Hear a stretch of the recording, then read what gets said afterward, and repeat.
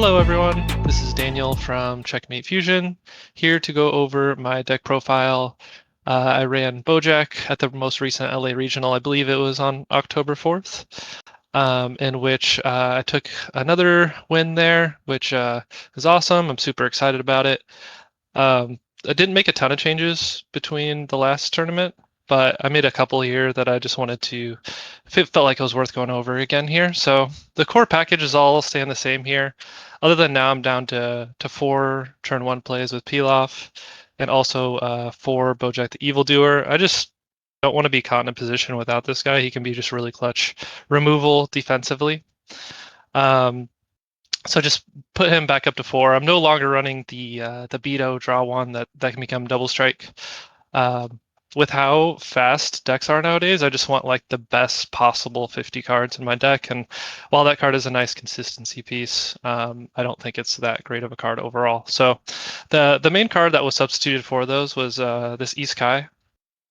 A lot of the format right now is playing a lot of cards on your turn. And this card can be answered, but I figured it's just like a good card to have. It's never really bad to have. It still draws additional turn 1 play. Opponent will want to clear it. If they can't, then it's very problematic for them. The main deck, the main deck that this card is in for is Aransu, because that deck is very, very good. And Isekai does help a little bit. They could realm it away technically, but make them have the answer, I guess. And I think the only other change that I made was I just went to 2 UIs instead of 1, just because, I felt like UI was too important to see in my previous regional run. So I just wanted to give myself higher chances of seeing it early in the game when everything's so aggressive. Z-Deck has stayed the exact same. I haven't changed anything. I almost never play this card anymore, so there's merit that maybe I could try something else in place of this, but I still like to have it in as a safety net. Like there is times where you could still go Gohan Beast, give them a million cards in their hand, and then play Goku to take them all away again. That combo alone probably makes it so I probably always keep this, but I might toy around with cutting this out. Going to the side deck, some of the new cards here. I put 2 Bardock Fully Unleashed. This card is mainly also for Aransu to warp away all of their 6 drops for free.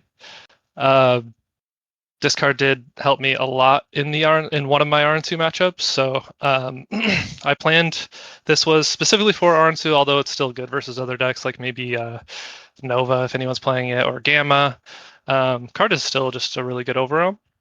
And I put 2 because I just wanted to make sure I see it somewhat fast, because Aransu is just such a fast deck. I didn't want to only put 1, and I just wanted to have a higher chance of seeing it. From there, the only other change, I think I used to be maining this. Now I just cite it for any slower matchups. The one other difference was I put in Boo Unison back into the main. The main reason that I put this in was I thought it would help me. You'll never guess it. Also in the Aransu matchup. It is like a little bit of a high roll card because it's a 1-of, and I have to hope to see it. Like ideally, I play this Awaken turn. I got lucky and did see it on my Awaken turn versus Aransu, so it was really good in that position, but I still played it in other games. Obviously, Boo Unison's still just insane, so never a bad card to have in the deck. But I can basically interchange Boo Unison for Tide in the matchups that are going to go slower. With that being said, I don't think anything else changed. I still am unsold on this card. I want to keep some sort of counterplay in. I might try other things, but that's all the changes with the deck. Obviously, it ran great. And I'll go over my matchups really quick because I do like going over those. Round 1 was against Mil Zamasu, which was against Dinuk, who I believe ended up getting top 8. I got pretty lucky that game. I got my Beast milled like right away, but luckily I just didn't get my Tide milled. So I was like, I just double ramped, tried to like aggress him as much as I could, and then just dropped Tide. I played it like still pretty early. I can't remember. It was either turn 4 or turn 5 for him. Might have been turn 4, but he had 2 up, and I just force played it into 2, even if he has Jiren. I was like at like 6 life and still unawakened, so even if he does Jiren there, I still refill my deck with my hand. So the way I look at it is like it is what it is. Yes, Jiren. But the funny thing is, I didn't even win that turn. We still went like another turn cycle after that before I could fully kill him off. But going into my round 2, this was against Brian Samuel on Arnsu.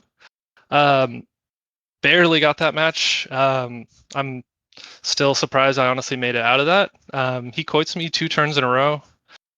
Pushed me really hard. On the second quotes turn, though, I played I played double 8-drop defensively on him, and just went into my turn with like not a huge hand, and I just went swing, swing, swing, swing on this guy, and then went into beast, and then restood both of these, so they were like 2 triple attack, double strike 30Ks, which was insane.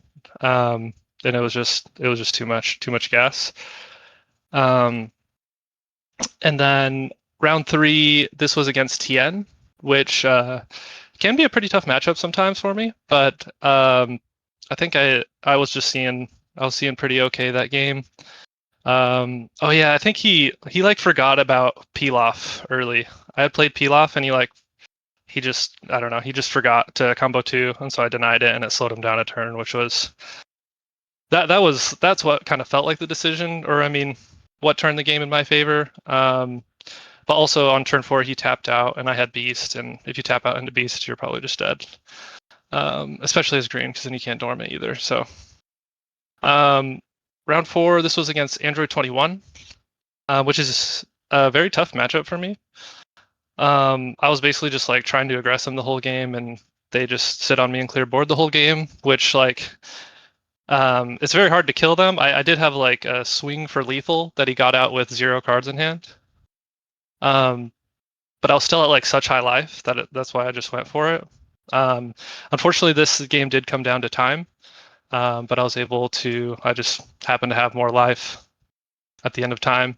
There's a chance he gets that if it's not in time, but yeah, sucks. It is what it is. But moving to round 5, this was against Carlos on Arnsu. Arnsu again, pretty hard matchup for me. It didn't feel like it was going great, but on turn 4, he went first. On his turn 4, he tapped out and like had a pretty commanding board. And I just went like, I think I went Bardock. I think he had like 3 6-drops on board, warped away all his 6-drops, Koitzed, and beasted in that turn.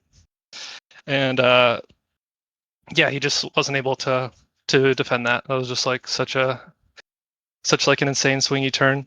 If he doesn't tap out there, maybe he's fine, but I could see why he would in that moment as well, because he even had like the barrier 3-drop. So you kind of think you're safe, but beast is just a stupid card. So moving on to the last and final round, this was against Raymond from Dimension Magic on Tabion. This was like a super just grind fest, back and forth. We were just killing each other's unisons over and over, playing more Z unisons. Raymond, he typically plays me by like starving me and like keeping me high life, so my hand is like always kind of hurting, which like definitely can work. And in this situation, it kind of just ended up putting me in an advantage, just because unfortunately, this game did go to time as well.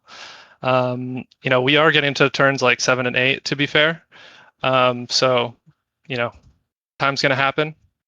But yeah, we just grinded each other out, and he just wasn't able to get me lower life his very last turn.